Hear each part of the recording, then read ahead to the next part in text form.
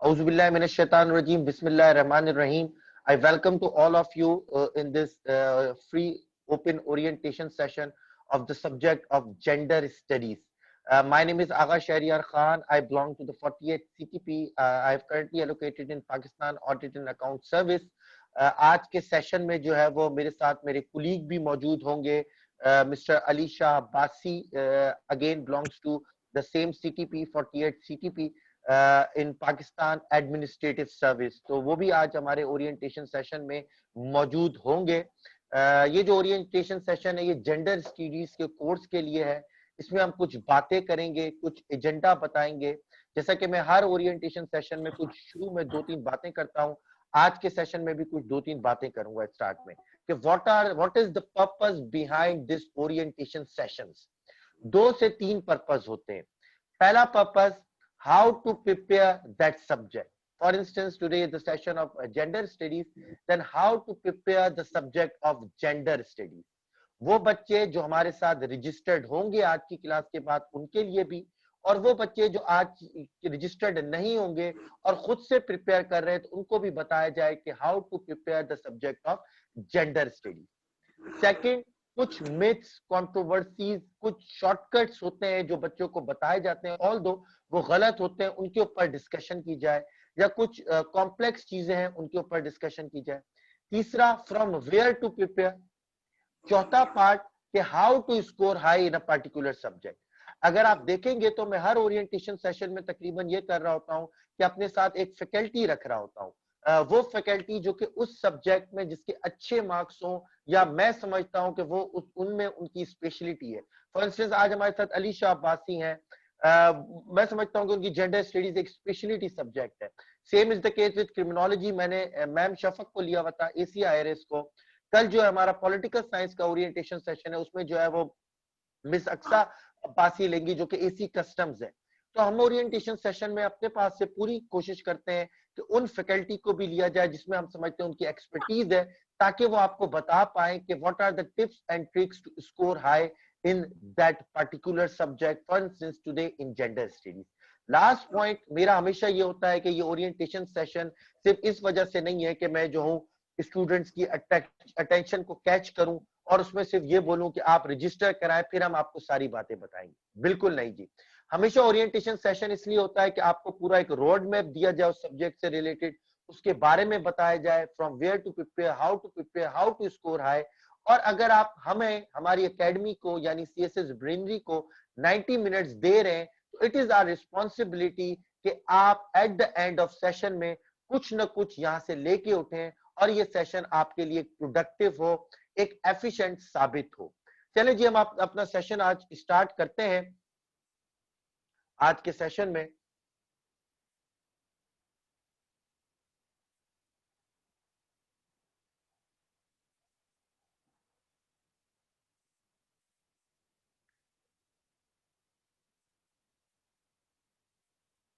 अच्छा जी, मेरे साथ अली मौजूद है. आप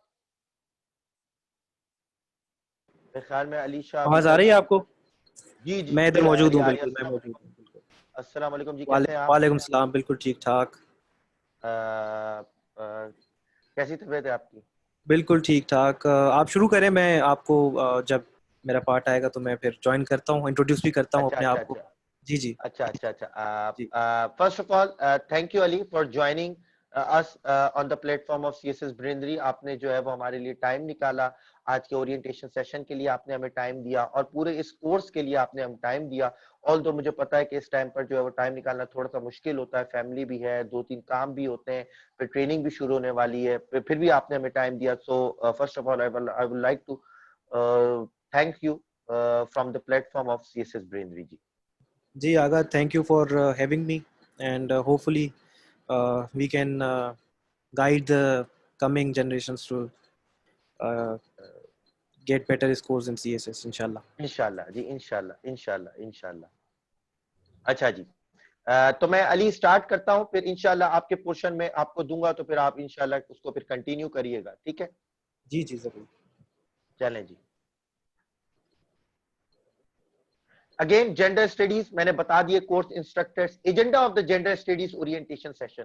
आज के हमारे जेंडर स्टडीज की ओरिएंटेशन सेशन का एजेंडा क्या है? First of all discussion on the subject, उसके ऊपर थोड़ी सी डिस्कशन करेंगे। Discussion on the syllabus, syllabus पे जो है वो डिस्कशन की जाएगी कि what are the focus areas, significant areas जो है वो सिलेबस के कौन से हैं, इंपॉर्टेंट सोर्सेज ऑफ प्रिपरेशन कौन सी है, ठीक है, कहां से सब्जेक्ट को प्रिपेयर किया जाए, कहां से सब्जेक्ट को प्रिपेयर नहीं किया जाए। मैं सब लोगों से जी रिक्वेस्ट करूंगा कि अपनी वीडियो ऑफ कर दें, काइंडली अपने वीडियोस ऑफ कर दीजिएगा, क्योंकि जो स्पीकर्स हैं सिर्फ वही नजर आए। मैं बार बार तमाम लोगों की वीडियोस ऑफ नहीं करूंगा, तो काइंडली तमाम लोग अपनी वीडियोस को ऑफ कर दें जी।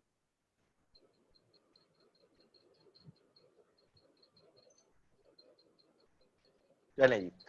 इंपॉर्टेंट सोर्सेज ऑफ प्रिपरेशन कौन सी है, क्योंकि जेंडर स्टडीज के बारे में थोड़ी सी कंफ्यूजन ये होती है कि जेंडर स्टडीज की कोई एक कंपाइल बुक मौजूद नहीं है। फॉर एग्जांपल गोंदल की बुक है, लेकिन वो जो है वो बेसिक स्टडीज के लिए, बेसिक कॉन्सेप्ट्स के लिए सही है। बाद में कहां से की जाए, कौन सी रिसर्च रिपोर्ट्स पढ़ी जाए, जी अपने वीडियोस बंद कर लें। आप लोग को मेरे ख्याल में आवाज नहीं आ रही है, अपनी वीडियोस को ऑफ कर लें। अच्छा, how to prepare each topic किस तरह प्रिपेयर करना है, how to attempt the question of gender studies. मैंने तकरीबन तमाम मैं जो है वो ओरिएंटेशन सेशन लेता हुआ आ रहा हूं, चाहे वो इंटरनेशनल रिलेशंस हो, इंटरनेशनल लॉ हो, करंट अफेयर्स हो, आपका रिसेंटली सोशियोलॉजी का हो, तो उसमें मैं ये हमेशा ये पार्ट जरूर लगता हूं, how to attempt the question of that subject, क्योंकि हर सब्जेक्ट की अटेम्प्टिंग टेक्निक डिफरेंट होती है। Tips and tricks to score high in gender studies, and in the end salient features of the CSS gender studies course at CSS Braintree, जिसमें आपको एक पूरा road map बताया जाए कि मैं और मेरे कुलीग अली शाह, मेरे दोस्त, वो आप लोगों को किस तरह इस सब्जेक्ट की प्रिपरेशन कराएंगे। एंड में हम आपको ये भी बताएंगे कि वो कौन से टॉपिक्स हैं जो मैं आपको पढ़ाऊंगा, और वो कौन से टॉपिक्स हैं जिनमें अली शाह की स्पेशलिटी है, वो आपको पढ़ाएंगे। ठीक है, इस तरह हम इसको डिवाइड करेंगे।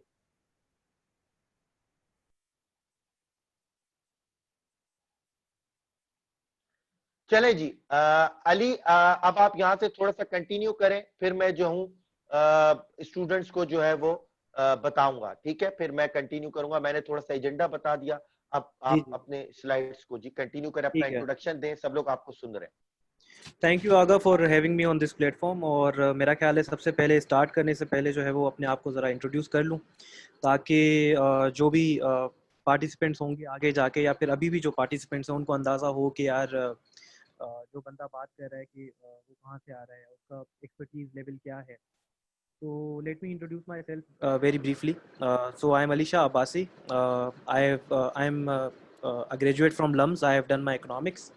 और मेरे ऑप्शनल में से one of my subject was gender studies, तो उसमें मेरा स्कोर जो था अच्छा आया था as compare to the other candidates. और ख़ास करके इस साल में जो, क्योंकि जेंडर थोड़ा सा हिट हुआ था, उसके बावजूद अच्छा स्कोर आया था। एंड उसके अलावा मैं ये भी बताता जाऊँ कि because I come from a social sciences background, or because I have taken humanities courses at LUMS, so I think I am better suited to guide you and the people who are on this platform to better score in this subject, and also to better understand this subject. ठीक है, तो without further ado, let me uh, continue with the presentation.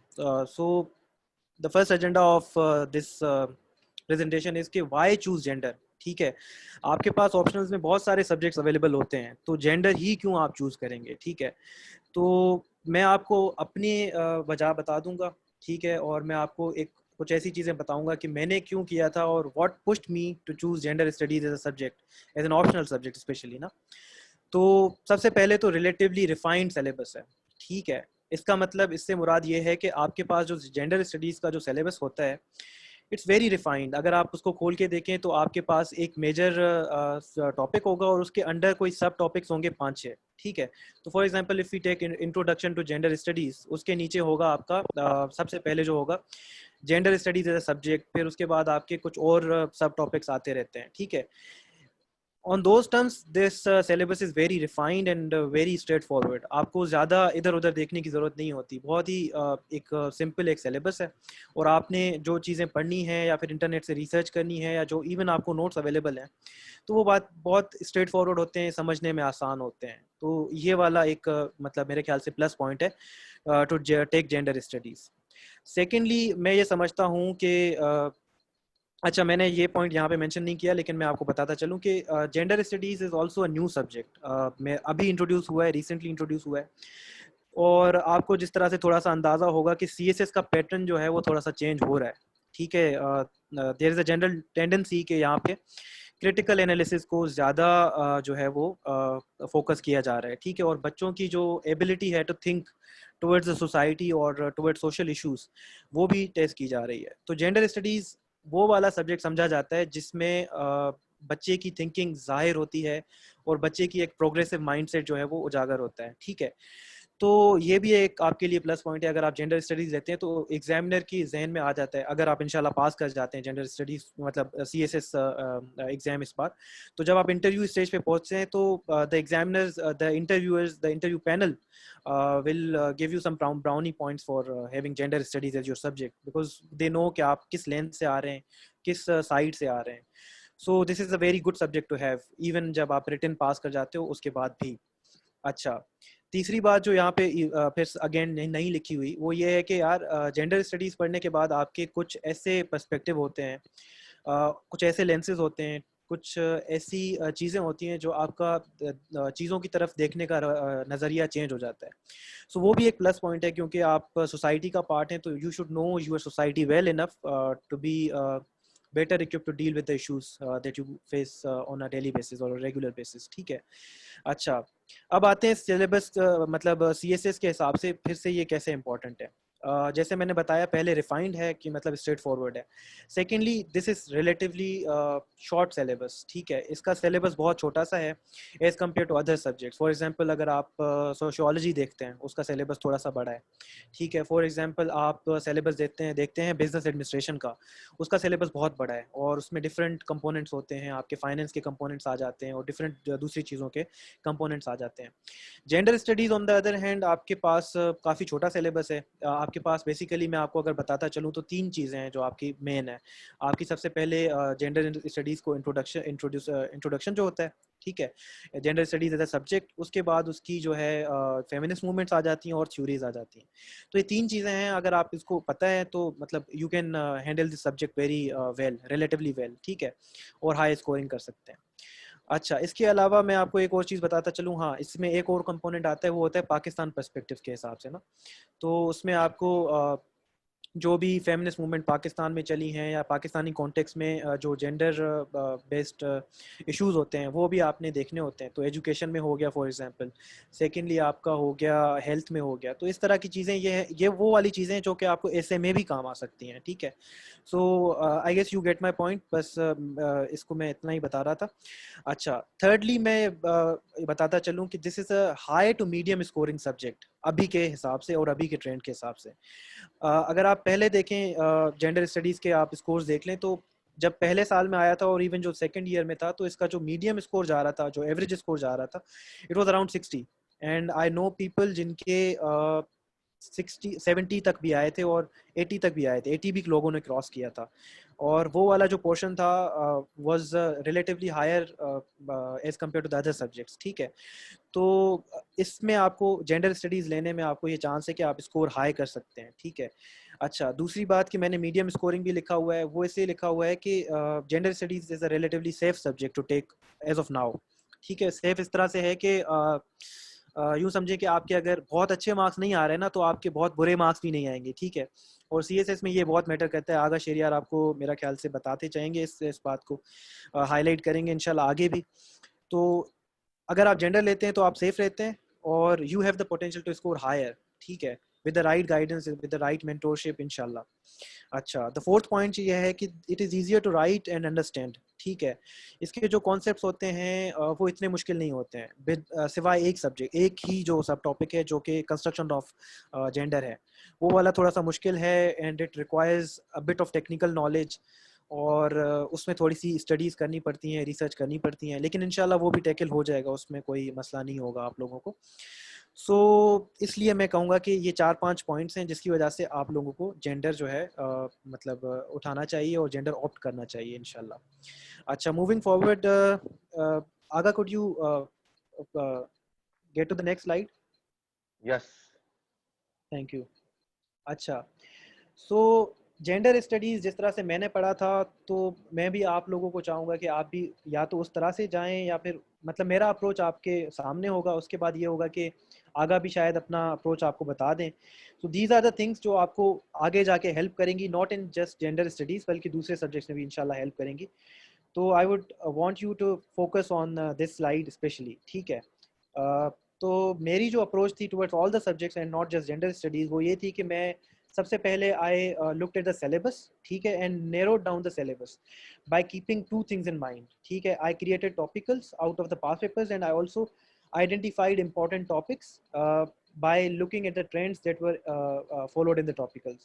तो basically बहुत ही अगर simple अल्फाज में आपको मैं बताता चलूँ, तो इस तरह से था कि मैं जो भी सब्जेक्ट उठाता था, तो मैं उसके जो हैं वो पास पेपर देखता था, और मैं उनको टॉपिक्स के हिसाब से पास पेपर्स को मैं आगे रख लेता था, ठीक है? I will be showing my topicals as well, not of gender studies, क्योंकि उसमें सिर्फ 2-3 साल के ही सवाल थे। तो अभी तीसरा चौथा साल हो गया है, तो इंशाल्लाह मैं इसका भी बनाऊंगा, तो आप लोगों के साथ शेयर करूंगा आगे जाके। तो आपको अंदाज़ा हो जाएगा कि यार कौन से इंपॉर्टेंट टॉपिक्स हैं और कौन से टॉपिक्स हैं जिनको मैंने ज़्यादा फोकस करना है, जिसमें मेरी अंडरस्टैंडिंग, लेवल ऑफ अंडरस्टैंडिंग ज़्यादा होनी चाहिए, अच्छी होनी चाहिए, क्योंकि अगर वो टारगेट भी हो जाए तो मैं उसको अच्छी तरह से टैकल कर लूँ, ठीक है? तो फॉर एग्जांपल मैंने अगर टॉपिक्स बनाए थे जेंडर स्टडीज़ के, तो उसमें मैंने आइडेंटिफाई कर दिया था कि यार introduction to gender studies is a very important topic, और उस पर मेरी ग्रिप अच्छी होनी चाहिए, just to get to maximise my marks, ठीक है? अच्छा, moving on, choosing books and formulating notes. अच्छा, ये जो सेकंड स्टेप है ये बहुत इंपॉर्टेंट होता है, और ये आपके फर्स्ट स्टेप से काफ़ी कनेक्टेड होता है, ठीक है?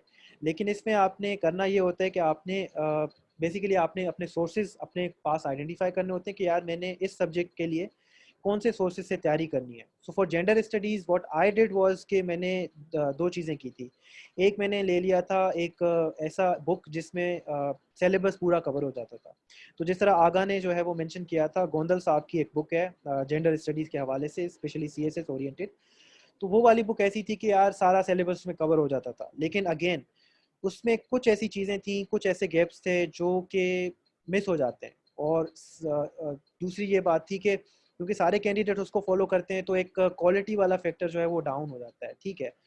तो उससे बचने के लिए आपको ये करना है कि आपने अपनी रिसर्च साइमल्टेनियसली करते जानी है, और आपने अपने टॉपिक्स को ज़्यादा क्यूरेट करता जाना है, ठीक है? तो ये वाला जो है वो मैं आपको इंशाल्लाह जो है वो बताता जाऊंगा। Agha, could you get back to the previous slide? अच्छा, तो उसके अलावा मैं आपको ये बताता चलूँ कि मेरी जो तीसरी जो स्ट्रेटजी थी वो ये थी, तीसरा स्टेप था वो ये था कि मैं डिस्क्रिप्टिव नोट से स्केलेटन नोट्स में जाता था। डिस्क्रिप्टिव नोट्स वो थे कि यार 40 पेजेस नहीं, 100 पेजेस तक जाते थे फॉर एग्जांपल, और उसको मैंने फिर बाद में स्केलेटन नोट्स किया था, बेसिकली कि उन्हीं नोट्स को वन पेजर एक एक पेज पे मैंने चीज़ें बना दी थी। So what this helps you with is कि आपकी रिवीजन में काफ़ी हेल्प हो जाती है, और आप जब पढ़ते हो तो आपकी प्रोसेस ऑफ लर्निंग जो है वो क्विकन हो जाता है, ठीक है? तो दिस इज समथिंग दैट के I want you to adopt as well, ठीक है? इंशाल्लाह मैं आपको अपने डिस्क्रिप्टिव नोट्स भी शेयर करूंगा, और आपको स्केलेटन नोट्स भी शेयर करूंगा, ठीक है? लास्टली मैं आपको जो चीज़ आपके साथ शेयर करूंगा वो है list of things that you can add to your preparation, ठीक है? उसमें आपकी जार्गन लिस्ट आ जाती है सबसे पहले, सेकेंडली स्टेटिस्टिक्स वगैरह आ जाते हैं, फिर ऑथर्स आ जाते हैं डिफरेंट, और सोर्सेज वगैरह आ जाते हैं। So these are very straightforward things, लेकिन these are important things many candidates overlook during their presentation preparation of the subject. So इंशाल्लाह हम आपको इंशाल्लाह जब आगे जाएंगे, या इवन आप अगर खुद से भी करते हैं, तो these are the things that you should keep in mind, ठीक है? So moving on, Agha, could you move forward?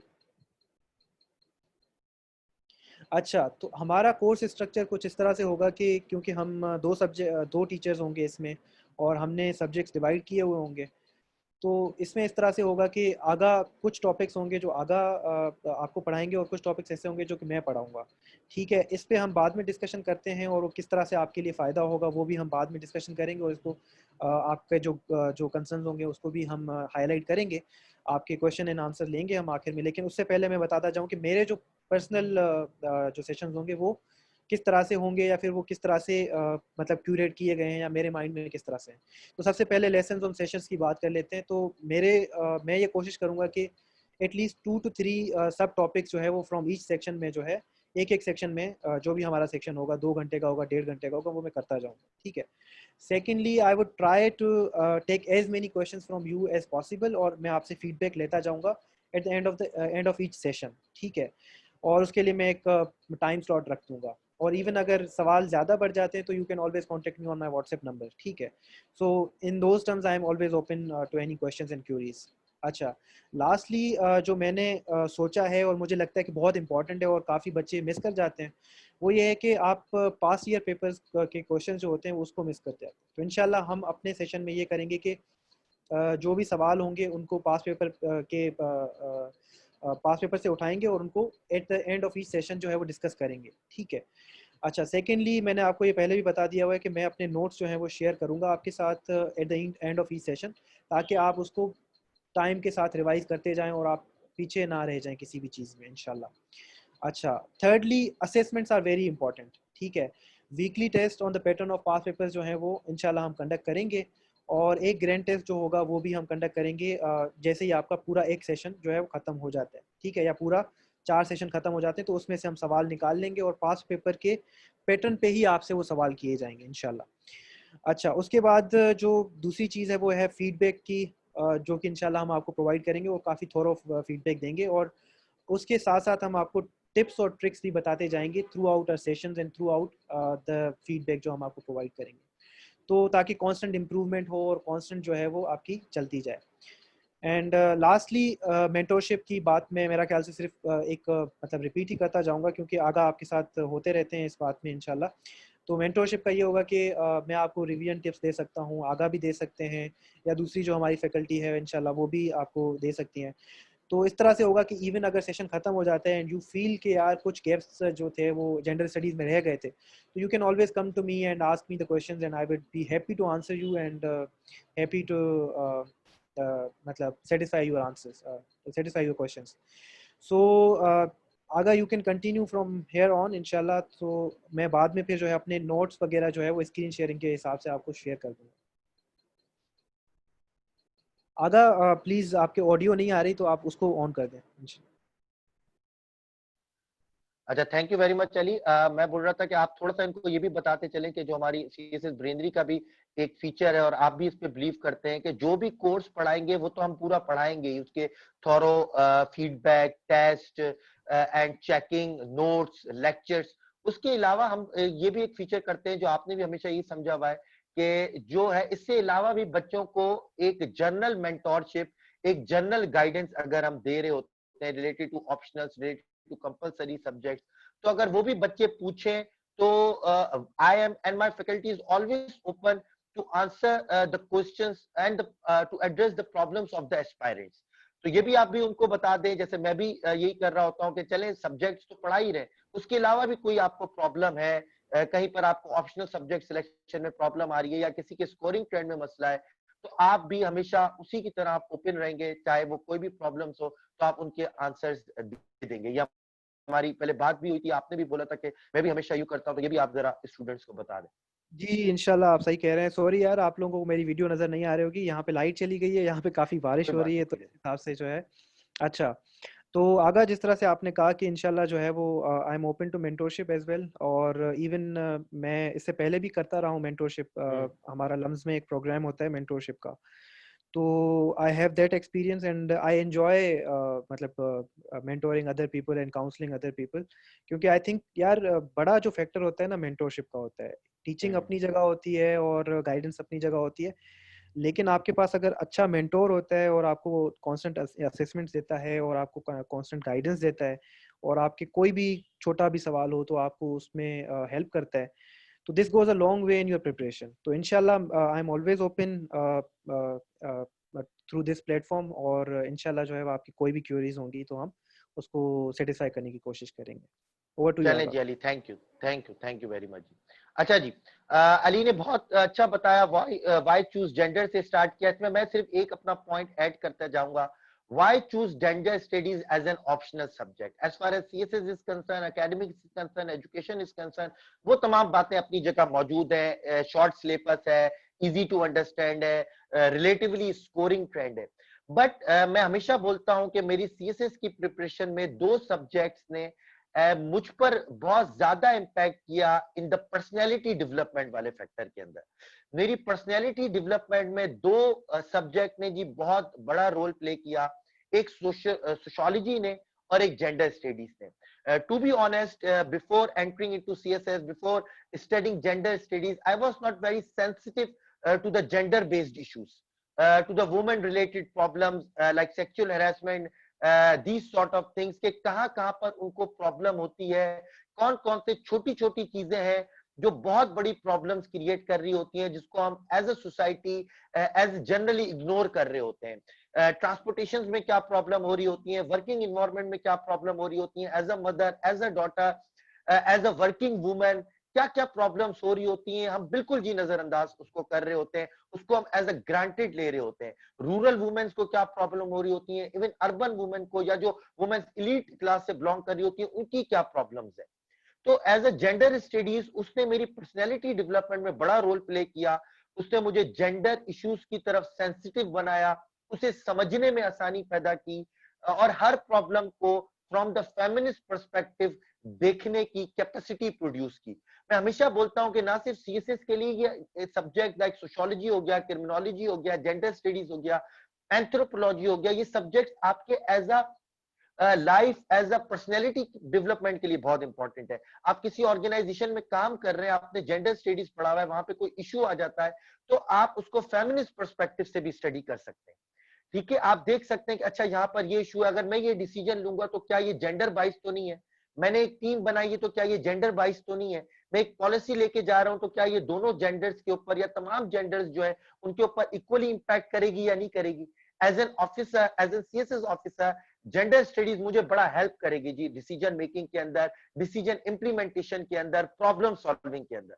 तो मैं हमेशा बच्चों को बोलता हूं कि सीएसएस में एज अ पढ़ाई, एज अ स्कोरिंग ट्रेंड को तो देखो, लेकिन एज अ पर्सनैलिटी डेवलपमेंट को भी जरूर उस एलिमेंट को जो है वो व्यू करना चाहिए। ठीक है, क्योंकि जो भी सिलेबस पढ़े, जो भी सब्जेक्ट पढ़े, वो आपकी पर्सनैलिटी डेवलपमेंट में जरूर काम आए। Sociology and as well as gender studies ने मुझे बड़ा हेल्प किया हर चीज को समझने के लिए। हमारे यहाँ आप देखें कॉमन ट्रेंड होता है कि जब भी औरत मार्च होता है एक पूरी वेव शुरू हो जाती है क्रिटिसिज्म की।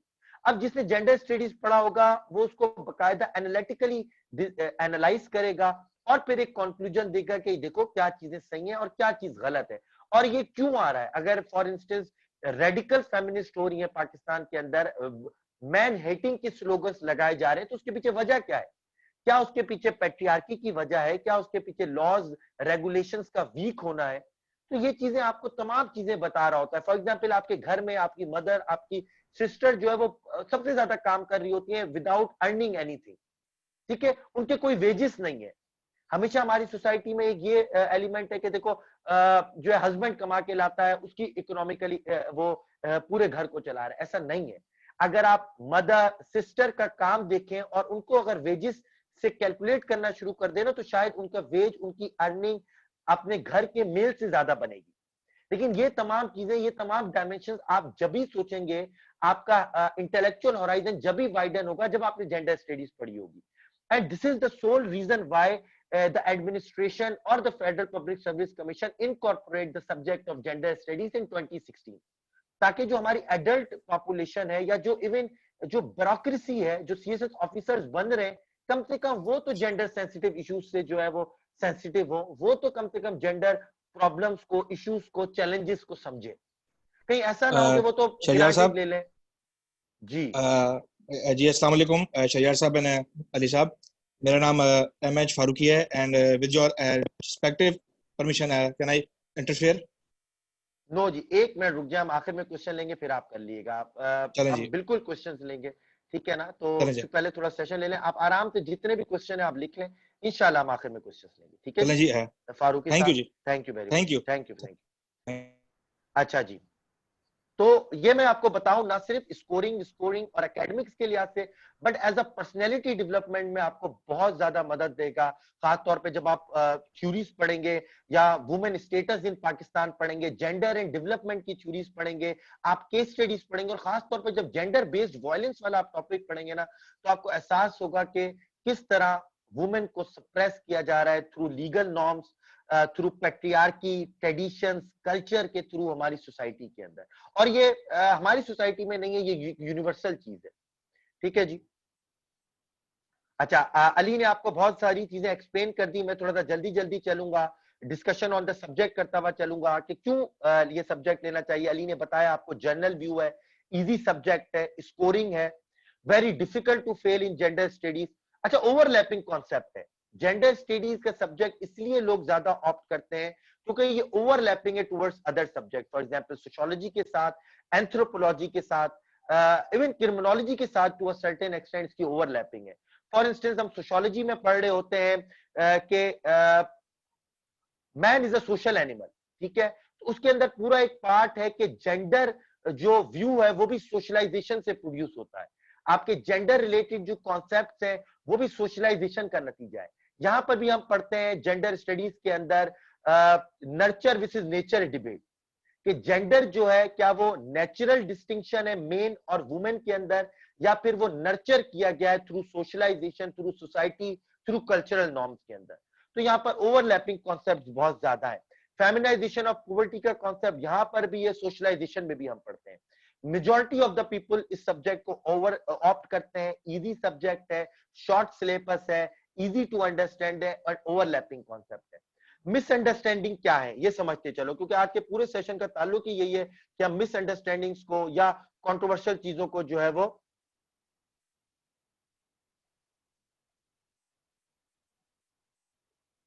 अच्छा जी, if you analyse the past paper you will feel that you can do it now. अब पास्ट पेपर्स को आप एनालाइज करें तो काफी सवाल आपको मिलेंगे कि जेंडर बेस्ड इश्यूज क्या है, वुमेन एज अ वोटर के क्या इश्यूज है, वुमेन एज अ लेजिस्लेशन के क्या इश्यूज है। तो आप समझेंगे ये तो बड़े आसान क्वेश्चन है जी, अभी ही हम यहीं पर अटेम्प्ट कर लें, इसके लिए हमें मेंटोरशिप की क्या जरूरत है, इसके लिए हमें कोई सेशन ज्वाइन करने की क्या जरूरत है।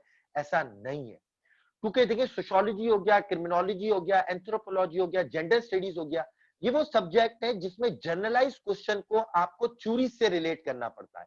For example gender based violence पे सवाल आता है जो कि एक बहुत इजी सवाल है, बच्चे गलती क्या करते हैं कि इसको जनरलाइज वे में लिखना शुरू कर देते हैं।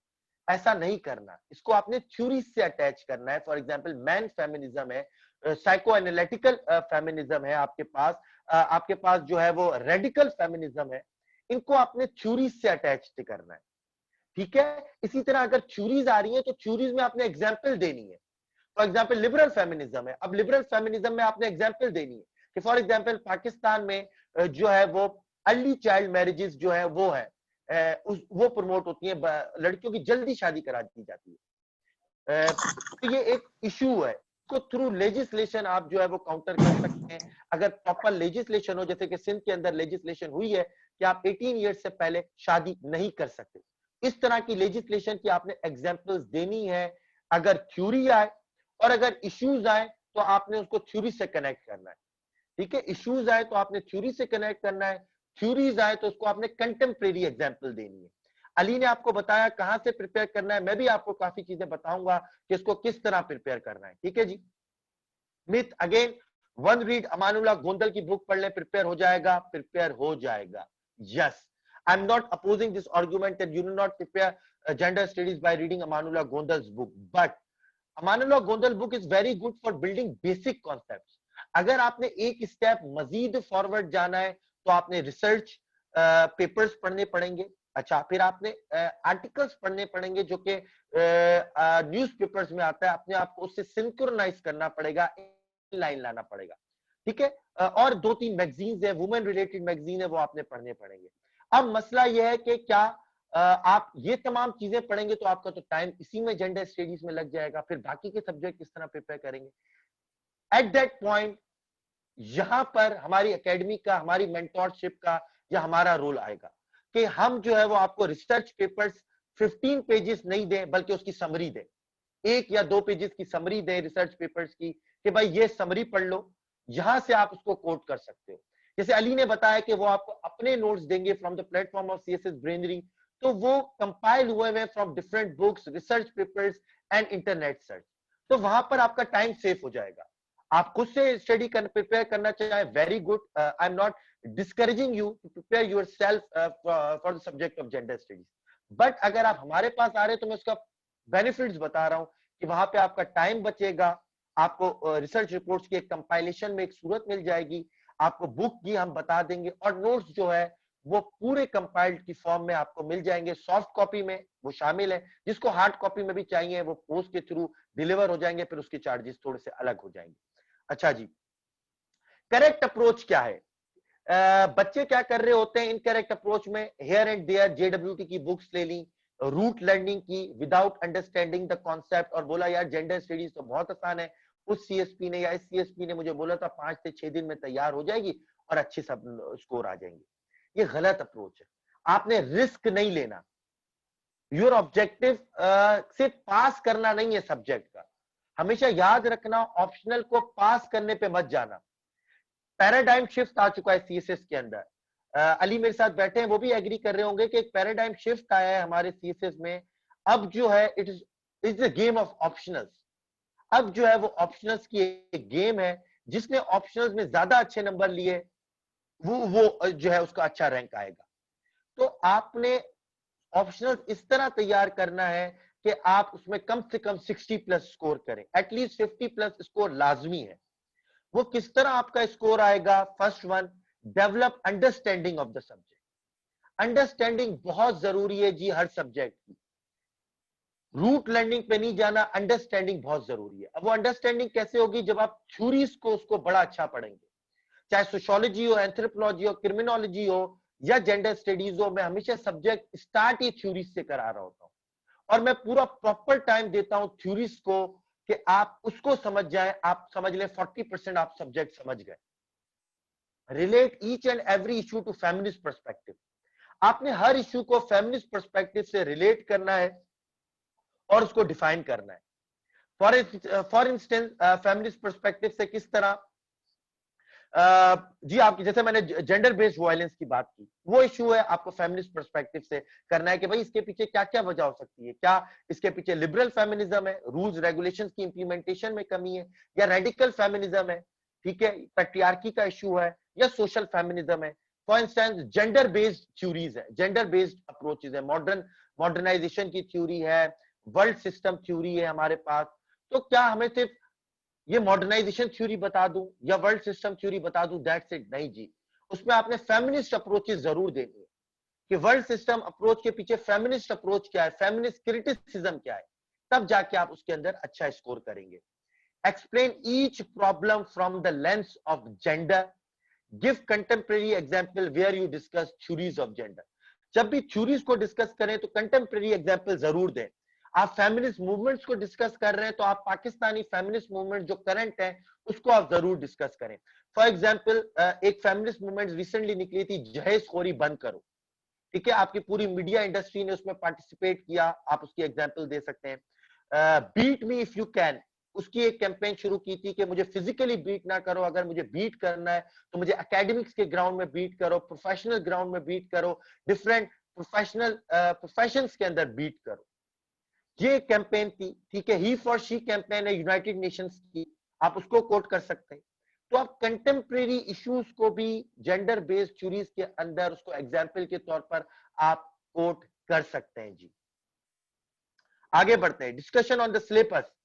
हमेशा याद रखें कोई भी सोशल साइंसेस का जो सब्जेक्ट है उसकी थ्योरीज के ऊपर बड़ा फोकस करें।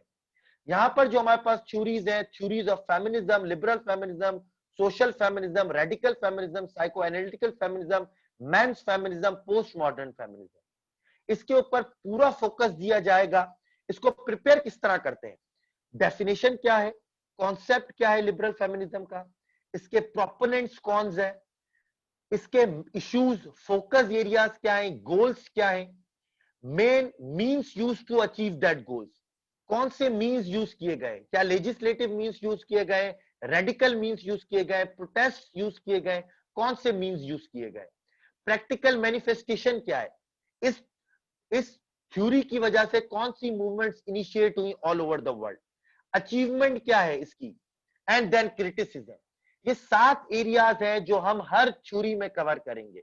Definition, components, issues focused and goals, what are the means to achieve that goals, practical manifestation, achievement and criticism। ये 7 एरियाज हैं जो हर थ्योरी में हम डिस्कस करेंगे point wise. This is the difference. हर कोई बोलता है ना कि सर डिफरेंस क्या है सीएसपी से पढ़ने का, यहां पर डिफरेंस क्रिएट होता है कि अगर आप एक आम बंदे से पढ़े ना, जो उसका सीएसएस से ताल्लुक नहीं है, although is a degree in gender studies, वो आपको बड़ा अच्छा एक लिबरल फेमिनिज्म का एक डिटेल लेक्चर देगा, ये हुआ ये हुआ ये हुआ, पूरा आपको डिटेल लेक्चर देगा। बट एट द एंड आप देखेंगे कि मैं सवाल किस तरह अटेम्प्ट करूं। यहां पर सीएसपी से सीखने का फायदा यह है कि हम उस दौर से, उस एरा से गुजर चुके, हम पास्ट पेपर्स को एनालाइज कर चुके हैं, हम ईच इशू को on the pattern of past papers divide कर चुके हैं। अभी जो डिवीजन किया हुआ ये ऐसे नहीं हुआ हुआ, ये डिवीजन पास्ट पेपर्स को एनालाइज करते हुए किया गया है कि अच्छा पास्ट पेपर में कभी इश्यूज के बारे में पूछ रहा है, कभी मीन्स के बारे में पूछ रहा है, कभी उसकी प्रैक्टिकल मैनिफेस्टेशन के बारे में पूछ रहा है, कभी उसकी अचीवमेंट के बारे में पूछ रहा है, और कभी उसकी क्रिटिसिज्म के बारे में पूछ रहा है। तो वंस एंड फॉर ऑल इसी तरह डिवाइड करो, इसी तरह बच्चों को पढ़ाओ ताकि उनको समझने में और पेपर अटेम्प्ट करने में आसानी मिल जाए। Then theoretical approach, gender and development की मैं आपको बात कर चुका हूं कि किस तरह आपने कनेक्ट करना है। डेवलपमेंट थ्योरीज है, modernisation theory, dependence theory, structural functionalism. अब स्ट्रक्चरल फंक्शनलिज्म है, उसको आपने किस तरह कनेक्ट करना है, उसकी बहुत अच्छी एग्जांपल होती है फैमिली की। ये स्ट्रक्चरल फंक्शनलिज्म बोलते हैं कि ये जो हस्बैंड और वाइफ के हमने रोल डिवाइड किए हुए हैं कि हस्बैंड जो है बाहर जाके काम करेगा, वुमेन जो है वो डोमेस्टिक काम करेगी घर के अंदर। ये बेसिकली इंटरडिपेंडेंस हमने क्रिएट की हुई है ताकि फंक्शन स्मूथली चल पाए घर का। बट फेमिनिस्ट इसको क्रिटिक करती है, फेमिनिस्ट बोलती है इस डिवीजन की वजह से, इस डिस्क्रिमिनेशन की वजह से आपने एक को दूसरे के ऊपर इकोनॉमिकली डिपेंडेंट कर दिया, आपने वुमेन को, वाइफ को हस्बैंड पर इकोनॉमिकली डिपेंडेंट कर दिया, और इकोनॉमिकली डिपेंडेंट होने की वजह से उसके पास डिसीजन मेकिंग पावर नहीं है, उसका जो है वो आपने रोल रिस्ट्रिक्ट कर दिया। ठीक है, अब जब आपने रोल रिस्ट्रिक्ट कर दिया तो वो अप्रेस्ड हो रही है बहुत सारे एरियाज के अंदर। क्या ये आपको एग्जाम्पल पता है स्ट्रक्चरल फंक्शनलिज्म की, या सिर्फ थ्योरी पता है? सिर्फ थ्योरी पता है, एग्जाम्पल नहीं पता, फेमिनिस्ट क्रिटिक नहीं पता, नंबर लेना मुश्किल हो जाएगा। मॉडर्नाइजेशन थ्योरी, कजनेट कर्व आपने पढ़ ली, 5 स्टेप्स पढ़ लिए कि किस तरह मॉडर्नाइजेशन हो रही है। फेमिनिस्ट क्रिटिक नहीं पढ़ी कि मॉडर्नाइजेशन की वजह से फेमिनिज्म वुमेन के ऊपर क्या इफेक्ट आ रहा है, फायदा नहीं है। Same is the case with dependent theory. Women in development, gender and development आपने पढ़ ली है, आप उसकी एग्जांपल्स नहीं दे पाए। आप from world bank, from IMF and दूसरे इंस्टीट्यूशन से आप उसकी एग्जांपल्स नहीं दे पाए कि किस तरह उन्होंने डिफरेंट प्रोग्राम्स को लॉन्च किया था। For example structural adjustment programmes जो है वो आईएमएफ के, उसके थ्रू किस तरह डिफरेंट जेंडर्स के ऊपर, खास तौर पे वुमेन पे ज्यादा एडवर्स इंपैक्ट पड़ता है। अगर आप डिफाइन नहीं कर पा रहे तो वहां पर स्कोर लेना मुश्किल हो जाएगा। ठीक है, तो यहां पर एक पूरी आपको मेंटोरशिप और गाइडेंस की जरूरत है और इंशाल्लाह हम प्रोवाइड करेंगे जी। Status of women in Pakistan एक और बहुत इंपॉर्टेंट एरिया है। स्टेटस ऑफ वुमेन एक बहुत इंपॉर्टेंट एरिया है जिसमें आपको स्टैटिस्टिक्स, रिसर्च चाहिए होती है कि वुमेन्स के हेल्थ के इश्यूज क्या है, एजुकेशन के इश्यूज क्या है, एम्प्लॉयमेंट के इश्यूज क्या है, लॉ से रिलेटेड इश्यूज क्या है। फिर जब आप उसके सॉल्यूशंस देंगे वो भी प्रैक्टिकल होने चाहिए, वो ऐसे नहीं होने चाहिए जो मार्केट में मौजूद है कि हर बच्चा वही सॉल्यूशन लिख रहा है, नहीं, कुछ नोवेल आइडियाज होने चाहिए ताकि एग्जामिनर की आप अटेंशन को अपनी तरफ अट्रैक्ट कर पाए। Important sources of preparation, Ali ने आपको सोर्सेज बताई, इंपॉर्टेंट सोर्सेज ऑफ प्रिपरेशन मैं भी आपको बता देता हूं। अमनुल्लाह गोंदल की बुक है, जेडब्ल्यूटी की एक बुक है, रिसर्च रिपोर्ट्स हैं, वुमेन से रिलेटेड मैगजीन है, contemporary articles on various newspapers हैं। ये 5 सोर्सेज हैं। क्या ये आपको 5 सोर्सेज कंसीडर करनी पड़ेंगी? नहीं जी। If you join our session of gender studies, ये आपको 5 सोर्सेज नहीं करनी पड़ेगी। आपको सिर्फ वो पढ़ना है जो हम आपको डाटा देंगे, जो हम आपको रिसर्च रिपोर्ट्स देंगे और जिनकी समरीज देंगे और डिटेल नोट्स प्रोवाइड करेंगे। अली के पास भी नोट्स मौजूद है, मेरे पास भी नोट्स मौजूद है। इंशाल्लाह हम दोनों को कंपाइल करके आपको एक बेस्ट फॉर्म प्रोवाइड करेंगे। Yes, we can tell you कि कौन कौन से, फॉर एग्जाम्पल कोई अच्छा आर्टिकल आ रहा है इकोनॉमिस्ट में है, डॉन में, वो हम आपको बता सकते हैं कि इसको पढ़ लो। But as far as the theory concepts are concern, वो हम बेस्ट आपको प्रोवाइड करेंगे इंशाल्लाह, और उसके अंदर भी आपको कोई इशू होगा तो वो आप डिस्कस करेंगे। बट आपका यहाँ पर देखो, हमारा पूरा एकेडमी का एक शुरू से मोटो चला हुआ आ रहा है, ठीक है। शुरू से मोटो यह है कि प्रिपरेशन के अंदर, नोट्स मेकिंग के अंदर, रिसर्च के अंदर आपका टाइम जाया ना हो, वहां पर हम आपको फैसिलिटेट करें, गाइड करें, और आप अपना वो टाइम सेव कर कर प्रेजेंटेशन के अंदर, टाइम मैनेजमेंट के अंदर, इंग्लिश एक्सप्रेशन के अंदर आप अपना लगाएं, क्योंकि वो एरिया ज्यादा इंपॉर्टेंट है। आप किस तरह अपने आप को प्रेजेंट कर रहे हैं फाइनल कॉपी के अंदर, दैट इज द की। मैंने काफी स्टूडेंट्स को देखा, इतने इतने नोट्स उनके पास मौजूद है, इतने इतने कंपाइलेशन में नोट्स है, but at the and copy के ऊपर कुछ नहीं है, प्रेजेंटेशन अच्छी नहीं है, टाइम मैनेजमेंट नहीं है, एक्सप्रेशन नहीं है, आप स्कोर नहीं कर पाएंगे, ठीक है। आप स्कोर आपका जो है वो बहुत मुश्किल हो जाएगा वहां पर लेना। हाउ टू प्रिपेयर, यहाँ पे सोशियोलॉजी लिखा हुआ है, इसको जेंडर स्टडीज कर दीजिएगा। किस तरह आपने प्रिपेयर करना है जी, ये मैं आपको बता देता हूं। इंट्रोडक्शन आपने अटेम्प्ट करना है, देन मैं हमेशा बोलता हूं पिक्टोरियल रिप्रेजेंटेशन जरूर होनी चाहिए, टेबल, चार्ट्स।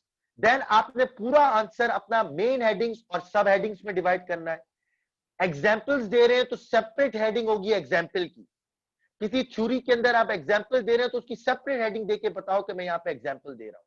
क्रिटिकल एनालिसिस देना बहुत जरूरी है, एंड देन कंक्लूजन। अली ने भी आपको बात की जार्गन की, अली ने आपको कोटेशंस की बात की, स्टैटिस्टिक्स की बात की। मैंने एक जार्गन की लिस्ट कुछ यहाँ पे लिखे हुए, और भी हम आपको जार्गन प्रोवाइड करेंगे। हर सोशल साइंसेस के सब्जेक्ट में याद रखना, जार्गन उसकी यूज करना, एग्जामिनर को ऐसा लगे कि you know about the subject, आप उसी की टर्मिनोलॉजी यूज करेंगे। फॉर एग्जांपल जेंडर स्टडी है तो आपकी जार्गन होगी masculinity, femininity, gender stereotypes, manhood, womanhood, misogyny, binary categorisation, sexual orientation, patriarchy, glass ceiling, segregation, patrilineal, matrilineal, feminisation of poverty, ठीक है, जेंडर बेस्ड वायलेंस। हर सब्जेक्ट की एक अपनी जो है वो जार्गन होती है, वो आपने यूज करनी है। उसकी पूरी आपको लिस्ट देंगे, कोटेशंस की आपको लिस्ट प्रोवाइड की जाएगी, इवन स्टैटिस्टिक्स की भी कोशिश करेंगे कि एक आपको अलग से लिस्ट प्रोवाइड करें जी। यूज कोटेशंस, यहां पे भी मैंने आपको कोटेशंस ही बताई हुई है। Use quotation as much as you can. One is not born women, one becomes the women, Simone de Beauvoir की एक बहुत मशहूर कोटेशन है। सिमिलरली रॉबिन मॉर्गा की एक कोटेशन है, man hating is an honorable and viable political act that oppressed have a right to class hatred against the class that is oppressing them. Robin Morga. A woman reading a Playboy feels like a little Jew is reading Nazi manual. इस तरह की quotations आप use करेंगे तो इंशाल्लाह you will score high in the subject of gender studies. Salient features क्या है gender studies के सेशन में, जो हम आपको सीएसएस ब्रेनरी के अंदर कवर कराएंगे। नंबर ऑफ क्लासेस जी 15 to 18 होंगी। कोर्स इंस्ट्रक्टर्स मैं हूं, Agha Shariya Khan, mister Ali Shah Abbasi, 2 course instructor हैं। वजह मैंने आपको बता दी अली को यहाँ पर इंट्रोड्यूस करने की, कि अली के जो है वो जेंडर स्टडीज में कुछ पोर्शंस बहुत अच्छे हैं, स्पेशलिटी है इनकी, आप इनको आगे भी देखेंगे। इस्लामियात में इनकी स्पेशलिटी है, उसमें मैं भी इनको लेकर आऊंगा। इकोनॉमिक्स इनका अपना सब्जेक्ट है, बहुत अच्छा प्रिपेयर करवाते हैं, उसमें आप इनको आगे चलते हुए देख जाएंगे। तो बेसिकली ही the part of the faculty of CSS brainery, ये आपको कुछ पोर्शन कवर कराएंगे और आधा से ज्यादा पोर्शन मैं आपको कवर कराऊंगा। इंटायर सिलेबस कवर होगा, detail online structures, past papers discuss किए जाएंगे, weekly assessment, comprehensive review and feedback provide किया जाएगा, free access to thoroughly research notes from quality books in soft copy. इस फीस के अंदर नोट्स की प्राइस शामिल है सॉफ्ट कॉपी के अंदर। अगर आपको हार्ड कॉपी में चाहिए तो आपके घर पे डिलीवर करा दिए जाएंगे, उसकी कॉस्ट डिफरेंट है, वो आपको बता दी जाएगी। इसके अलावा सीएसएस ब्रेनरी का मंथली मैगजीन आपको हर महीने प्रोवाइड किया जाता है, मजीद किया जाएगा। और जेंडर स्टडीज के अलावा भी अगर आपको कोई मेंटोरशिप की प्रॉब्लम हो, किसी ऑप्शनल में, ऑप्शन सब्जेक्ट सिलेक्शन में प्रॉब्लम हो, तो वो भी आपको बड़ा डिटेल में आपको डिस्कस किया जाएगा। अच्छा जी, डिवीजन ऑफ कोर्स मैं आपको यहाँ पे बता देता हूं कि किस तरह आप डिवीजन ऑफ कोर्स करेंगे। अली भी यहाँ पर मौजूद है। जी मेरा जो फोकस्ड एरिया है, जैसे कि मैं आपको पहले भी बता चुका हूँ, फेमिनिस्ट थ्योरीज, मैं थ्योरीज के ऊपर बहुत फोकस करूंगा, सोशल कंस्ट्रक्शन ऑफ जेंडर के ऊपर बहुत फोकस करूंगा, ठीक है, जेंडर बेस्ड वायलेंस के ऊपर फोकस करूंगा, केस स्टडीज के ऊपर फोकस करूंगा। ठीक है, ये मेरे एरियाज हैं जो मैं आपको बताऊंगा। अली, अगर आप अपने एरियाज बता दें बच्चों को तो और क्लैरिफाई हो जाएगी यहाँ पे। जी जी श्योर आगा। तो सबसे पहले जो इंट्रोडक्शन वाला टॉपिक आता है वो मैं आपको जो है वो ले जाऊंगा उसके साथ साथ। तो इसमें जो मेरी रिसर्च थी वो काफ़ी थॉरो थी और मैंने काफ़ी फॉरेन ऑथर्स को भी पढ़ा था। और मेरा ख्याल है कि जो मेरे नोट्स थे या फिर जो मेरी अंडरस्टैंडिंग ऑफ जेंडर स्टडीज़ थी is different from what an average student और व्हाट एन मतलब average notes can teach you. ठीक है, तो अली, सेकेंडली थोड़ा सा इस यहाँ पे टच दे दो, थोड़ा सा टच बता दो कि किस तरह डिफरेंट थी, ताकि स्टूडेंट को थोड़ा सा आइडिया हो जी जाए। जी, तो फॉर एग्जांपल हम अगर बात करते हैं इंट्रोडक्शन टू जेंडर स्टडीज़ की, तो हमें यहाँ पे थोड़ा ख्याल रखना पड़ता है कि जेंडर स्टडीज़ हम कौन से कॉन्टेक्स्ट की बात कर रहे हैं। ठीक है, अगर पाकिस्तानी कॉन्टेक्स्ट की बात करें तो it would be the answer would be completely different to what the answer could have been अगर वो इंटरनेशनल पर्सपेक्टिव से पूछा जाता। ठीक है, similarly difference between gender studies and women studies एक काफ़ी एक सटल डिफरेंस है। ठीक है, and the lines are blurry in many ways. तो इसको भी एक टैकल करने का एक तरीका होता है, एंड देयर आर थिंग्स जो कि काफ़ी लोग और काफ़ी बच्चे मिस कर जाते हैं। एंड आई थिंक इसको मैंने थोड़ा सा काफ़ी डिटेल में पढ़ा था, तो मेरा जो व्यू इस पे बना हुआ है it is one of the views जो कि अकेडमिया में भी फॉलो किया जाता है। ठीक है, तो ये यहाँ पे जो है वो आपको मैं काफ़ी अच्छे तरीके से ले जाऊँगा। जेंडर स्टडीज़ और वुमेन स्टडीज़ में बेसिकली फ़र्क ये होता है कि वही वही वाली बात होती है कि पोस्ट मॉडर्निज्म की वजह से काफ़ी चीज़ें डिफरेंट हुई हैं। ठीक है, तो देयर आर थिंग्स जो कि आप जेंडर को और वुमेन स्टडीज़ में फ़र्क होता है, लेकिन अगर पाकिस्तान के हिसाब से देखें तो there is not much difference, या फिर you can't create much of a difference, क्योंकि यहाँ पाकिस्तान में these two subjects are kind of similar. या फिर अगर मैं ये कहूँ कि दोनों एक ही हैं तो ये गलत नहीं होगा, क्योंकि पाकिस्तान में वो सटलिटीज़ जो हैं वो डेवलप अभी तक नहीं हुई। तो वो बात की बात है, इंशाल्लाह हम उसको कवर करेंगे और मैं आपको जो पर्सपेक्टिव दूंगा वो इंशाल्लाह एग्जामिनर आपके साथ एग्री करेगा, क्योंकि द एग्जामिनर्स जो, अच्छा मैं आपको एक और बात बताता चलूँ जो कि मुझे काफ़ी मतलब पता चली हैं while I was preparing for this.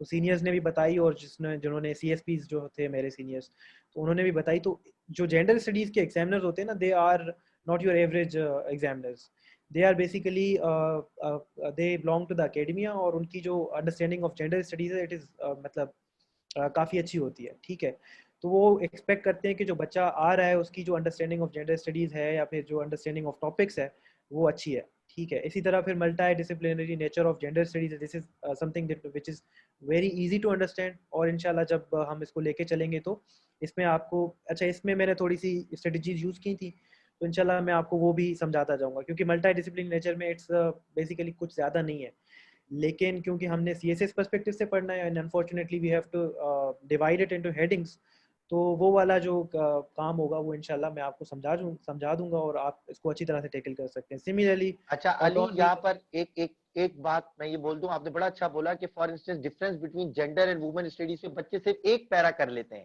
जी ठीक है, जी फिर आपने बोला कि वो 20 मार्क्स का क्वेश्चन आ जाता है सही, सीएसएस पर्सपेक्टिव से, वो 20 मार्क्स का क्वेश्चन से वो ये पूछ लेता है what is the difference between gender studies and women studies.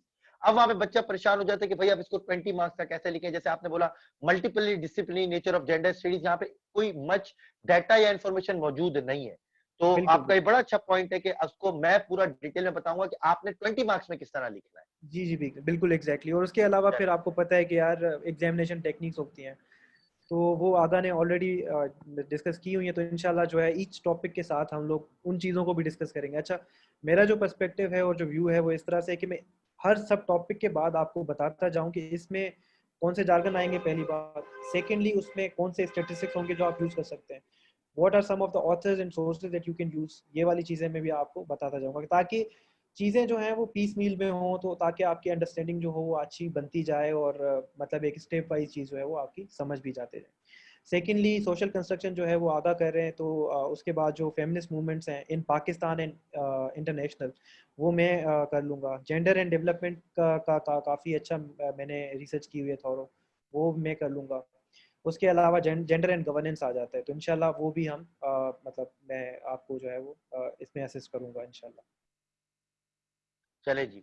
ये हो गया, अली ने बता दिया। इवन अगर social construction of gender Ali लेना चाहें तो वेरी गुड, मैं तो खुद बोलूंगा कि आप लें, आपकी जो है वो इसमें ज्यादा एक्सपर्टीज है। अब जो है जी आप क्वेश्चंस कर सकते हैं हमें, चाहे तो आप चैट पे क्वेश्चन कर लें या माइक पर क्वेश्चन कर लें, बस एक चीज का ख्याल रखिएगा, डिसिप्लिन रिस्पेक्ट वाला एलिमेंट अपने साथ रखिएगा।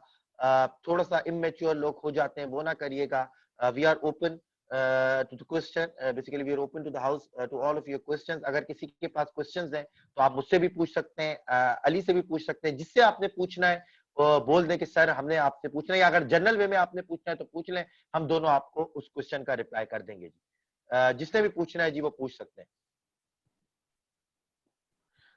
खुशहाल पूछ रहे हैं कि सर कहते हैं कि एक बुक एफपीएससी की रिकमेंडेड की गई है, वो पढ़ें तो कौन सी ऐसी रहेगी?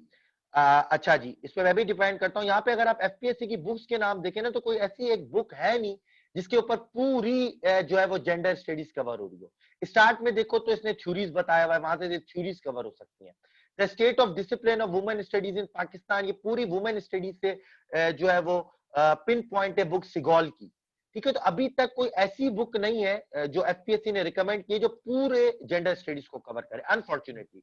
सोशियोलॉजी में तो है, फॉर एग्जांपल जैसे मैंने आपको बताया था down to earth approach essential of sociology, but gender studies से मुझे कोई एफपीएससी की रिकमेंडेड बुक ऐसी नहीं मिली जो पूरा सिलेबस कवर करे।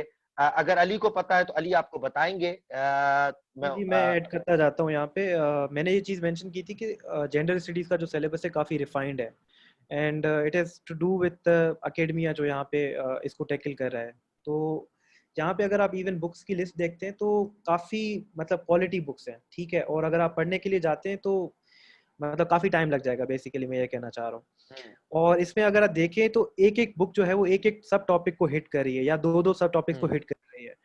अगर आप खुद से रिसर्च करना चाहते हैं, गो फॉर इट, ठीक है। हर बुक उठा लें आप, सॉफ्ट कॉपी इंशाल्लाह आपको मिल जाएगी, इंटरनेट पे सब कुछ मिलता है आपको। और हर सब टॉपिक को एक एक बुक के हिसाब से आप डील कर सकते हैं, ठीक है। That is the way and that is the approach जो मैंने फॉलो की थी। और यूँ समझें कि इंटरनेट से काफ़ी मैंने हेल्प ली थी, असिस्टेंस ली थी। तो यहाँ का जो मतलब यूँ समझें जो पूरा क्या कहते हैं, पूरी एक समरी होती है ना इन सारे बुक्स की, वो मैंने अपने नोट्स में इनकॉर्पोरेट की थी। तो इंशाल्लाह जब आपके साथ शेयर करेंगे तो आपको अंदाज़ा हो जाएगा। इवन आप इन बुक्स में से भी अगर आपने रेफर करना हो तो आप कर लीजिएगा। You are all welcome to do so. चलें जी, नेक्स्ट क्वेश्चन। अच्छा, इज इट सवाल स्कोरिंग है? फॉर 20, जी जी कर लें। Is it scoring for 2021? Sidra पूछेंगे। अच्छा सिद्रा देखो, इज इट स्कोरिंग फॉर 2021? अच्छा ये आपने बात की, हम नेसेयर्स नहीं है, ठीक है। मतलब मैं आपको एक सॉफ्ट नोट पे बोल दूं कि हम यहाँ पे बैठकर प्रिडिक्शन दे दें 2021 में स्कोरिंग होगा नहीं होगा, we can't say anything for surety, but we can analyse the past trend. अगर हम पास्ट पेपर्स, पास्ट ट्रेंड को देखें, उसके ऊपर हम बेसिस के ऊपर ये बोल सकते हैं कि yes, gender studies can give you 50 plus even 60 plus marks आराम से, ठीक है। अगर आप अच्छा प्रिपेयर करें, ये वो ऐसा सब्जेक्ट नहीं है, टेक्निकल वाला नेचर वाला सब्जेक्ट नहीं है, लाइक इंटरनेशनल लॉ हो गया फॉर इंस्टेंस, उस तरह का टेक्निकल सब्जेक्ट नहीं है कि अगर बहुत मुश्किल पेपर आ गया या ज्यादा टेक्निकल पेपर आ गया तो वो फेल होने के चांसेस है। इस तरह का पेपर नहीं है, बट जस्ट कुछ एरियाज हैं जो टेक्निकल नेचर के हैं, जैसे अली ने बोला सोशलाइजेशन ऑफ जेंडर है, कुछ थ्योरीज हैं वो थोड़ी टेक्निकल साइड है, but as far as overall syllabus वो आसान है। तो इसमें स्कोर अच्छा करने का चांसेस ज्यादा होते हैं, 50 प्लस 60 प्लस मार्क्स आराम से आ जाते हैं। 2021 में भी यही होगा अगर आपने अच्छा प्रिपेयर किया। देखो रूल ऑफ द थंब होता है, सब्जेक्ट अच्छा प्रिपेयर करो नंबर अच्छे आएंगे। दूसरी बात ये थी यहाँ पर कि ओवरलैपिंग बहुत है, ना सिर्फ स्कोरिंग को देखो, ओवरलैपिंग का फैक्टर भी देखा करो कि जब ओवरलैपिंग होती है ना तो आप अपना टाइम सेव कर रहे होते हो। जब आपका टाइम सेव होता है तो आपके काफी सब्जेक्ट ज्यादा अच्छे उसी टाइम में अच्छे प्रिपेयर हो रहे होते हैं। मैं हमेशा बोलता हूँ सीएसएस में यह है कि इनपुट से आपको आउटपुट ज्यादा मिले, कम इनपुट से जहां आउटपुट ज्यादा मिल रहा हो वो असल गेम है।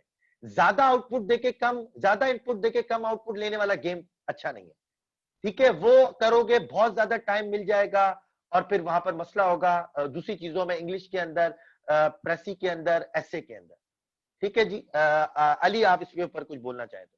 जी, इस पे मैं थोड़ा सा ऐड करता जाऊँ आगा कि देखें स्कोरिंग ट्रेंड तो हमारे हाथ में है नहीं, ठीक है। हम सिर्फ पास को देख के थोड़ा सा मतलब अंदाज़ा लगा सकते हैं कि फ्यूचर किस तरह से होगा, थोड़ा सा अंदाज़ा लगा सकते हैं, ठीक है।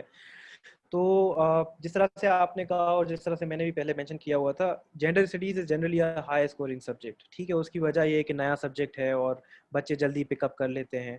उसके अलावा examiners are also open handed in this regard, ठीक है, क्योंकि वो इसको प्रमोट कर रहे हैं एक तरह से इस सब्जेक्ट को। And I think this is a high time to do so, ठीक है। एवरीथिंग अपार्ट, मेरा ख्याल है कि अगर स्कोरिंग 2021 के हिसाब से अगर वो वाला फैक्टर हटा भी दें तो this is a safe subject to choose, मेरा ख्याल है, ठीक है। इसमें आप 50 के नीचे या 45 के नीचे नहीं जा सकते, जिस तरह इंटरनेशनल लॉ है फॉर एग्जांपल। और इंटरनेशनल लॉ के जो हालात चल रहे हैं अभी 2 साल से, तो इट इज़ वेरी मतलब डिफिकल्ट टू एनीथिंग आगे जाके। लेकिन हैविंग सेड इट, मेरा ख्याल है कि studies safe, you should definitely. And जिस तरह आगा ने भी मेंशन किया कि इसका ओवरलैप है, और स्पेशली आपको एसए में जो फेमिनिस्ट पर्सपेक्टिव से टॉपिक्स आते हैं या जेंडर रिलेटेड टॉपिक्स आते हैं, you can always basically take benefit out of it, ठीक है। ओवर टू यू आगा, मेरा ख्याल है एक और सवाल भी आया है। अली आप पूछो, आप इसका आंसर शीट पर। राहील अहमद कहते हैं कि what about 2020 paper, trend of different analytical questions has started. जी जी बिल्कुल, राहील आपने बिल्कुल सही पिन पॉइंट किया है कि और ये जो ट्रेंड है ये सिर्फ जेंडर स्टडीज के साथ नहीं है, मेरा ख्याल है, ठीक है। इस्लामियात का पेपर इवन आप देख लें तो उसमें भी एनालिटिकल सवाल पूछे जा रहे हैं, ठीक है। आईआर का देखो, इकोनॉमिक्स में देख लें उसमें भी, आईआर का देख लें उसमें एनालिटिकल सवाल आ रहे हैं। तो the goal here is to prepare you well enough कि आप एक क्रिटिकल माइंडसेट के साथ और एनालिटिकल माइंडसेट के साथ कोई भी सवाल हो उसको आप कर लें। तो जिस तरह से आगा ने आपको बताया कि यार सीएसपी का एक सोचने का तरीका डिफरेंट होता है as compare to the teacher. Teacher आपको जार्गन बता देगा, टीचर आपको थ्योरी समझा देगा in the best word that he can, ठीक है, in the best possible way he can.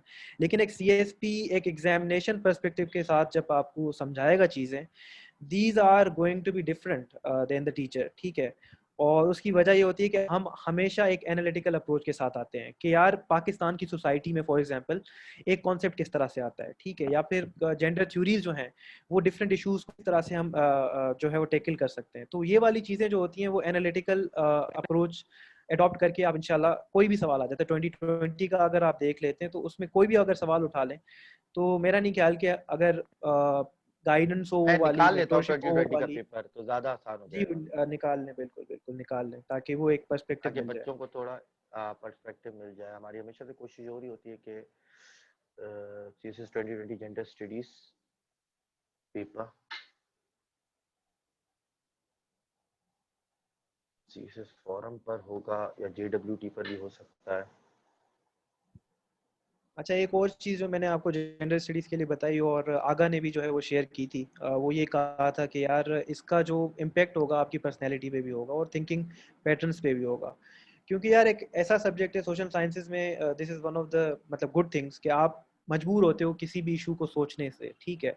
एक नया पर्सपेक्टिव मिलता है, लोगों से बात करते हो, दोस्तों से बात करते हो, सोसाइटी को एक डीपर एनालिसिस, सोसाइटी के इश्यूज को डीपर एनालिसिस से देखते हो, डिफरेंट लेंस से देखते हो। तो this is something that you can definitely learn from and definitely use in your papers, not in just चले gender Ali, studies but also in your essay। जी, तो फॉर अली थोड़ा एग्जांपल सा यहाँ पे 2020 का पेपर। जी जी, तो जिस तरह से ये आपका सवाल है कि अगर थोड़ा सा सेंटर में कर दे, हाँ, gender has multiple meanings, how do you deconstruct the word gender, ठीक है। ये बड़ा टेक्निकल सवाल है, ठीक है। स्ट्रेट फॉरवर्ड लेने वाले लोग इसको स्ट्रेट फॉरवर्ड ले लेंगे, लेकिन अगर आपने थोड़ी सी जेंडर स्टडीज पढ़ी हो तो आपको अंदाजा होता है कि जेंडर जो है इट हैज मल्टीपल कॉनोटेशंस, ठीक है। जेंडर जो पाकिस्तान के हिसाब से अगर आप देखते हैं तो इट्स बेसिकली 2 सेक्सेस, ठीक है। लेकिन आप इंटरनेशनल के या फिर 3 सेक्सेस, ठीक है। लेकिन अगर आप इंटरनेशनल पर्सपेक्टिव के साथ जाते हैं तो gender has become fluid, very fluid, ठीक है। तो आपके पास सिर्फ अब 2 जेंडर नहीं रहे या 3 जेंडर नहीं रहे, ठीक है। आपके पास बाइनरी जेंडर्स नहीं है, तो आपके पास पूरा एक स्पेक्ट्रम आ जाता है। तो इंशाल्लाह जब हम पढ़ेंगे तो हम सिर्फ जेंडर की मीनिंग नहीं पढ़ेंगे, सिर्फ एक मीनिंग नहीं पढ़ेंगे, इंशाल्लाह उसको डीकंस्ट्रक्ट करेंगे जिस तरह से इस पेपर में क्वेश्चन में लिखा हुआ है कि उसकी मल्टीपल कोनोटेशंस क्या हैं और उसके इम्पैक्ट्स क्या हैं और कॉन्सिक्वेंसेस क्या हैं ऑन द सोसाइटी, जिन्होंने इन चीज़ों को उस तरह उस डायरेक्शन में ले गए हैं, ठीक है। सिमिलरली सेकंड क्वेश्चन है आपका, how the colonial era influence the status of women इन सब कॉन्टिनेंट। अच्छा, यहाँ पे थोड़ी सी हिस्ट्री का पोर्शन आपको अगर थोड़ा सा पता हो तो आप इसको टैकल कर सकते हैं, ठीक है। How colonial era influence the status of women इन सब कॉन्टिनेंट। सब कॉन्टिनेंट में क्या क्या आ जाता है, ठीक आपके बेसिकली इंडिया और पाकिस्तान, ठीक है, बिफोर पार्टीशन। तो इसमें क्या क्या था कि सिर्फ रिलीजियस ग्रुप्स को देख लें, ठीक है, सिर्फ वो वाला अगर आप पर्सपेक्टिव से आते हैं कि सोसाइटी कितनी पेट्रियार्कल थी या फिर रिलीजन का कितना होल्ड था on the mind of the people, कि वहाँ पे वुमेन के जो इश्यूज थे या स्टेटस ऑफ वुमेन था, it was secondary to everything else, ठीक है। वहाँ पे सती भी की जाती थी औरतें हिंदू कल्चर में, मुस्लिम कल्चर में इवन उनके जो राइट्स थे, इकोनॉमिक राइट्स थे, इस्लाम आपको पूरे राइट्स देता है। लेकिन अनफॉर्चुनेटली सब कॉन्टिनेंट में कल्चरल बायसेस की वजह से और सोशल बायस की वजह से वुमेन का वो स्टेटस नहीं था, ठीक है। तो इंशाल्लाह हम इसको भी उस पर्सपेक्टिव से देखते जाएंगे, और ये वाला ऐसा सवाल है कि हम इसको इंशाल्लाह जब ये टॉपिक हम करेंगे तो इसको भी हम इनकॉर्पोरेट करेंगे। अच्छा, उसके अलावा फिर आपका सवाल है, language is gendered, what does this imply, explain with examples. अच्छा, this is a very difficult question to answer. अगर किसी ने जेंडर स्टडीज नहीं पढ़ा या सही तरह से नहीं पढ़ा तो वो बंदा परेशान हो जाएगा कि यार ये क्या सवाल है कि language gendered and what does this imply. तो इसकी इम्प्लीकेशंस अगेन बहुत ज़्यादा होती हैं। और बेसिकली लैंग्वेज जेंडर इस तरह से है कि आपकी जो लैंग्वेज होती है, सिर्फ एक लैंग्वेज नहीं, क्योंकि डिफरेंट लैंग्वेजेस होती हैं डिफरेंट एरियाज़ की और डिफरेंट कॉन्टेक्स्ट होते हैं। तो उसमें जो स्टीरियोटाइप्स होते हैं, ठीक है, या उसमें आपके जो बाइनरी कोनेटेशंस होती हैं, these are basically biased against the other gender, the women gender, ठीक है।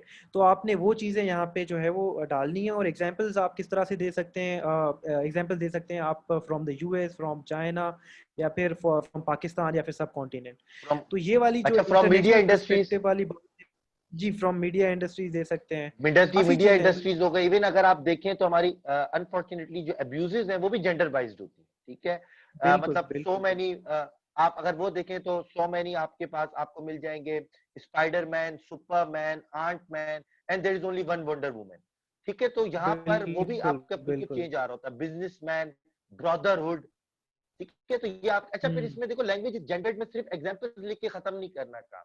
व्हाट डज दिस इंप्लाई में फिर आप उसको एनालिसिस भी बताओगे कि देखो इसका इम्पैक्ट बिल्कुल क्या आ उसके रहा है साथ कनेक्ट सोसाइटी के करना है, अंदर। बिल्कुल सही बात, बिल्कुल बिल्कुल। चलें जी अली। अच्छा, तो उसके अलावा आपके जो बस अली, सवाल अब हैं आप एक थोड़े से काम लंबे करें लंबे कि हैं, मेरा ख्याल है क्वेश्चन कि number, enough to discuss. Question आखिरी बच्चे ने पूछा है कि क्वेश्चन 6 जो कोटेशन टाइप क्वेश्चन आते हैं उसको जी जी किस तरह हैंडल करना है, बस उसका आंसर कर दें। फिर मेरे ख्याल में हम काफी बता चुके हैं, फिर हम जो है वो कोर्स जी, सेशन बिल्कुल। में कंटिन्यू मैं करेंगे। आपको इसका थोड़ा सा जनरल आंसर दे देता हूँ एक, और फिर स्पेसिफिक टू जेंडर स्टडीज दे देता हूँ। बहुत सिंपल है ये, मेरे ख्याल से सरशार जहांगीर ने पूछा है, ठीक है। नहीं, उन्होंने पूछा है खुशहाल दास, ठीक है। तो इसका ये होता है कि यार आपने बेसिकली किसी भी सवाल को देखना हो, भले वो कोटेशन हो या कोई क्वेश्चन जनरल हो, आपने निकालने हैं उसके की टर्म्स। की टर्म्स से मुराद ये है कि फॉर एग्जांपल ऊपर लिखा हुआ है लैंग्वेज इज जेंडर्ड, ठीक है। तो यहाँ पे दो टर्म्स हैं, की टर्म्स वो हैं कि आपके एक तो जेंडर्ड और दूसरा language. These are the two terms जो आपने अपने क्वेश्चन में आंसर करने हैं, ठीक है। इन दोनों को काफ़ी एलाबरेट करना है और दोनों को कनेक्ट करना है, फिर उसके इम्प्लीकेशंस वगैरह जो भी होंगे आपने करने हैं।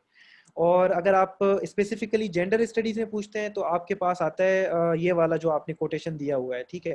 For realising in later in its spread the ideals of a democratic welfare state, it is necessary to institute a system which fully guarantees human rights, generates conducive environment for the pragmatic use and beneficial enjoyment of human rights, and provides operative safeguards and expeditions remedy against any violation of human rights.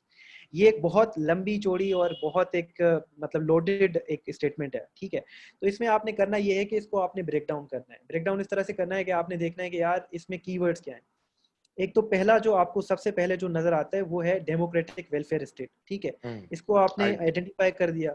दूसरा आपके पास आता है कि human rights हो गए, ठीक है। तीसरा आपके पास conducive environment for pragmatic use और एंजॉयमेंट ऑफ ह्यूमन राइट्स। फिर आपके पास तीसरा जो आता है वो आता है सेफगार्ड्स और फिर वायलेशन ऑफ ह्यूमन राइट्स।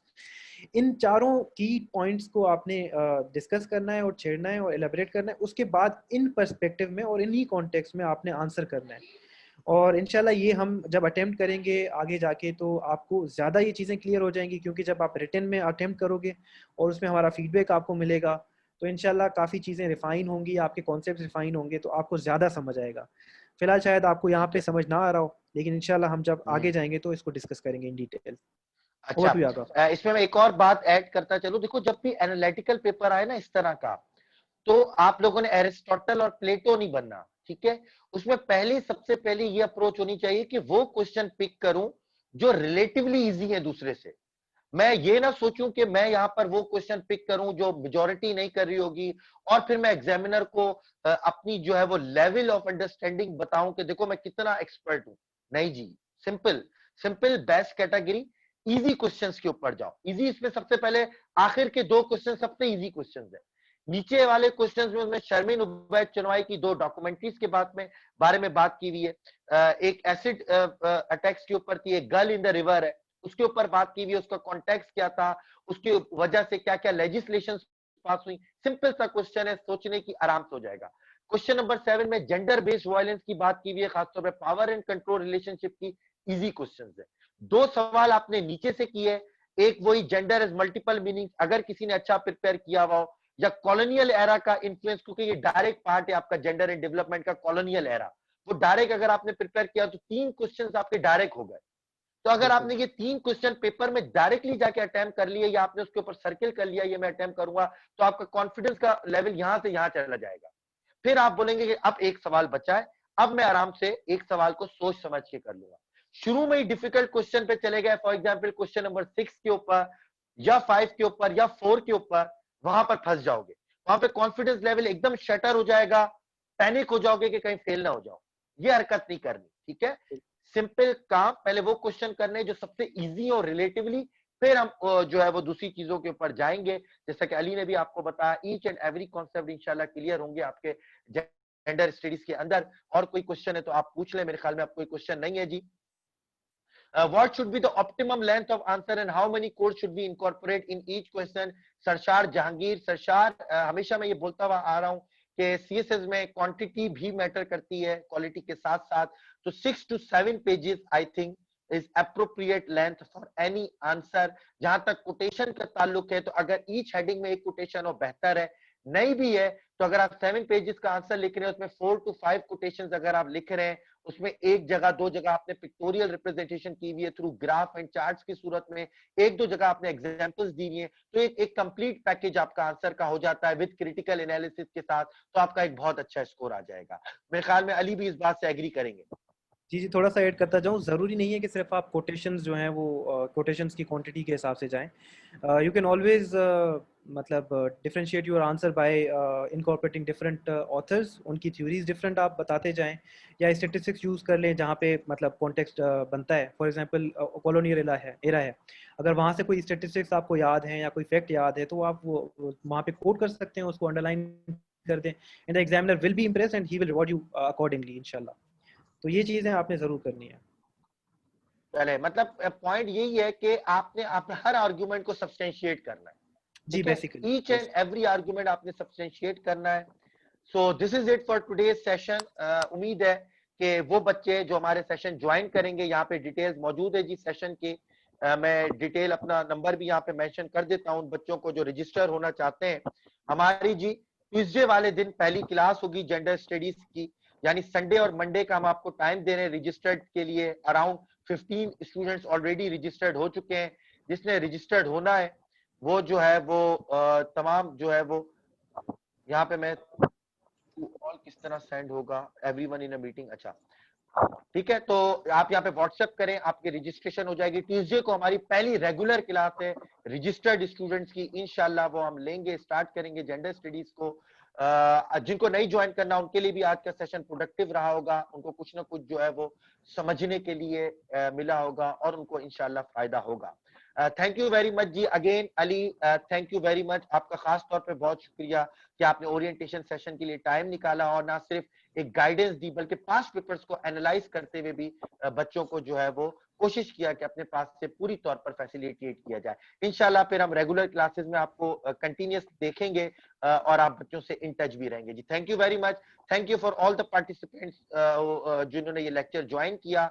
आप सबका शुक्रिया। ये इंशाल्लाह यूट्यूब पे अपलोड हो जाएगा और आप उसके ऊपर यूट्यूब का भी ऊपर आप उसको जो है वो देख सकते हैं। हमारा पेज है, चैनल है यूट्यूब के ऊपर CSS ब्रेनरी के नाम से, आप वहां पर भी उसको जो है वो देख सकते हैं और आप वहां पे सब्सक्राइब कर सकते हैं उस चैनल को। Thank you very much ji. इंशाल्लाह we will meet in the first regular class on Tuesday. अल्लाह हाफिज एंड टेक केयर।